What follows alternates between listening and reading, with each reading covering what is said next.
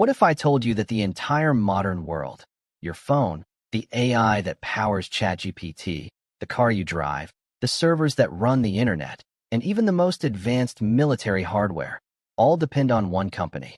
A company most people have never heard of. A company located on a tiny island at the heart of the world's most dangerous geopolitical flashpoint.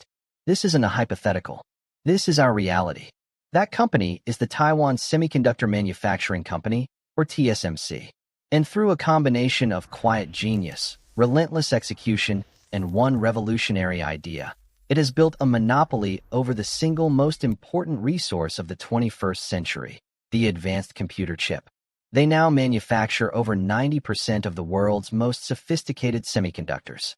Their dominance is so absolute that it has given rise to a terrifying geopolitical theory known as the Silicon Shield, the idea that Taiwan is now too important to fail and too dangerous to exist. This is the story of how one company went from a government-backed startup to the invisible giant that holds the world hostage. Welcome to another episode of Business Autopsy. Today we will analyze why Taiwan's TSMC holds the world hostage. To understand TSMC, you have to understand its founder, Morris Chang. Born in China amidst war and poverty, he moved to the U.S. for his education, earning degrees from MIT and a PhD from Stanford. For 25 years, he was a top executive at the American giant, Texas Instruments, becoming a legend in the semiconductor world.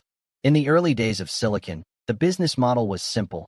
You designed your own chips, and you built your own multi-billion-dollar factories, or fabs, to make them.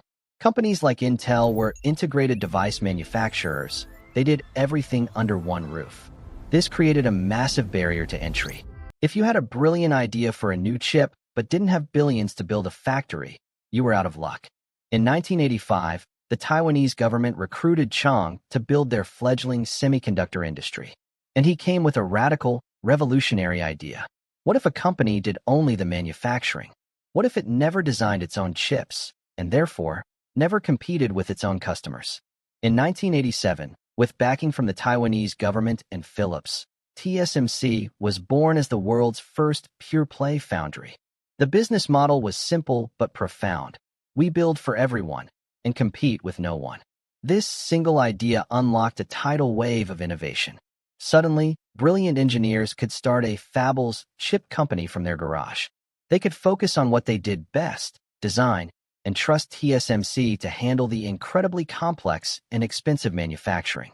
Companies like NVIDIA, Qualcomm, and AMD as we know it today exist because of this model.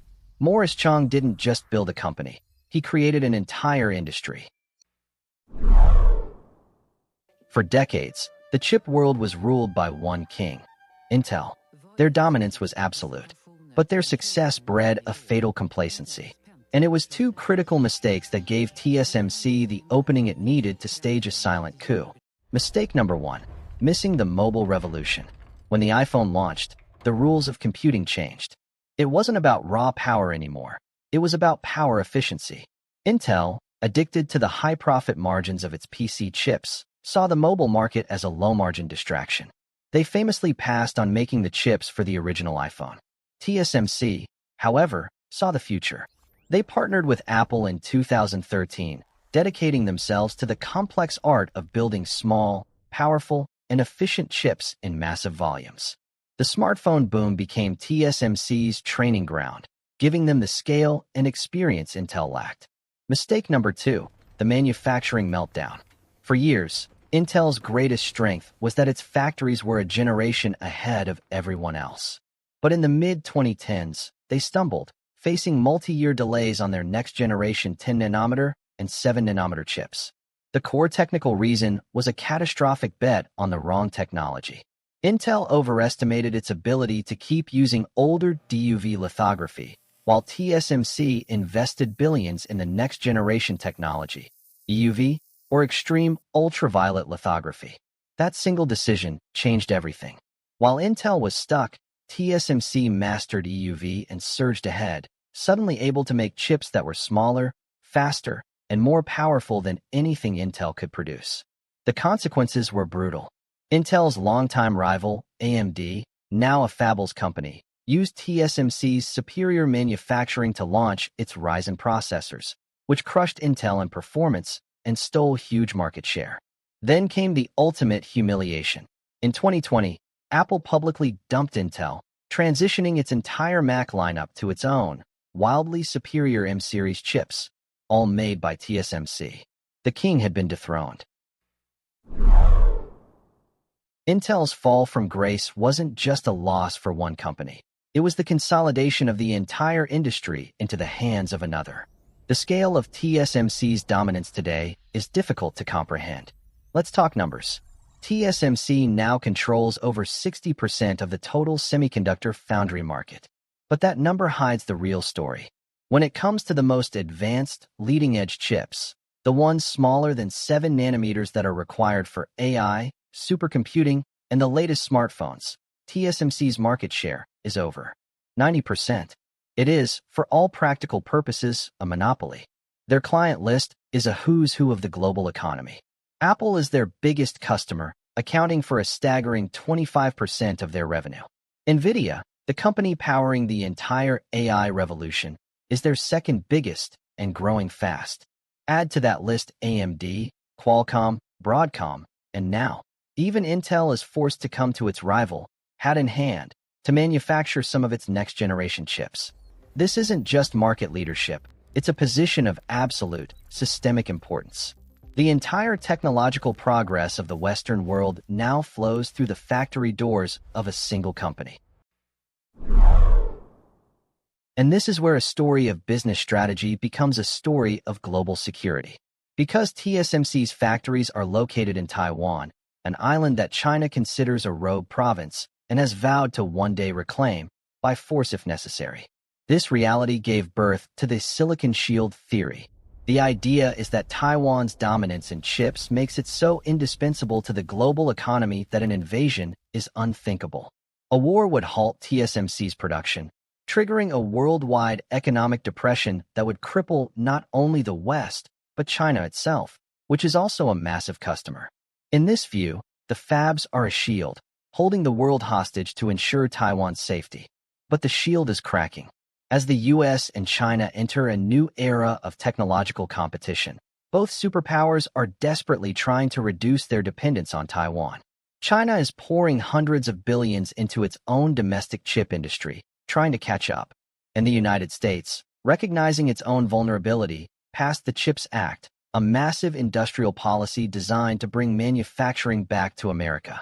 This has put immense political pressure on TSMC to diversify.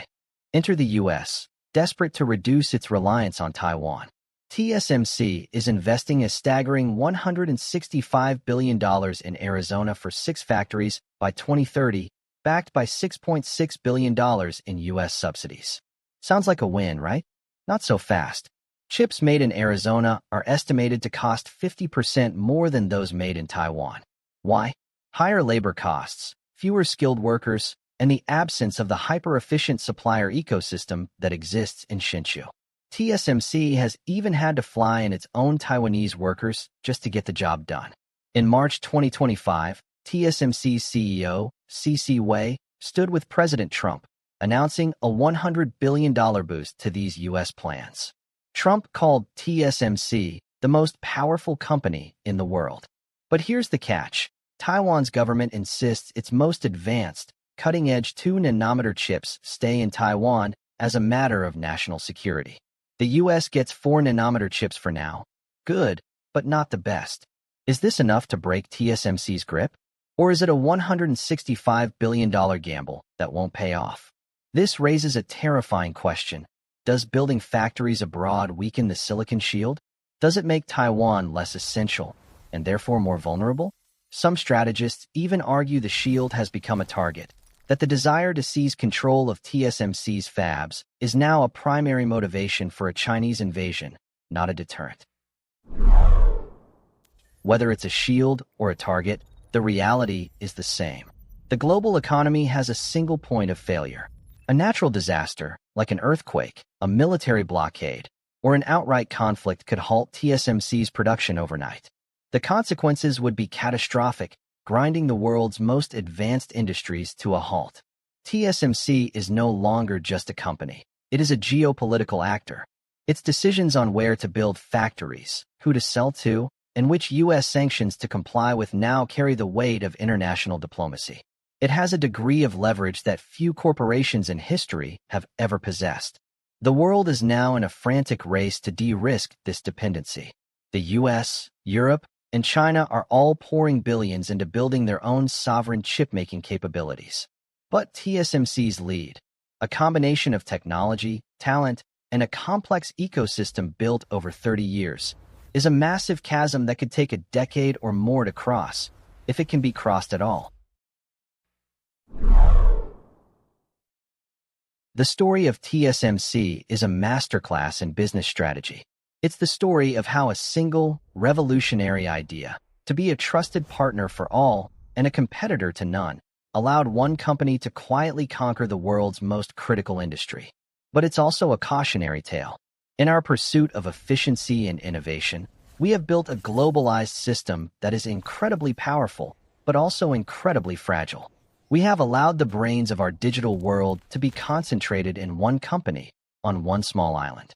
The question for our future is no longer just about business. It's about security. Can the world unwind its dependence on this single silicon choke point? Or is our entire technological future now permanently held hostage by the fate of Taiwan? What do you think is the biggest risk in this global dependency? Let us know in the comments below. And for more deep dives into the companies and forces shaping our world, make sure to subscribe.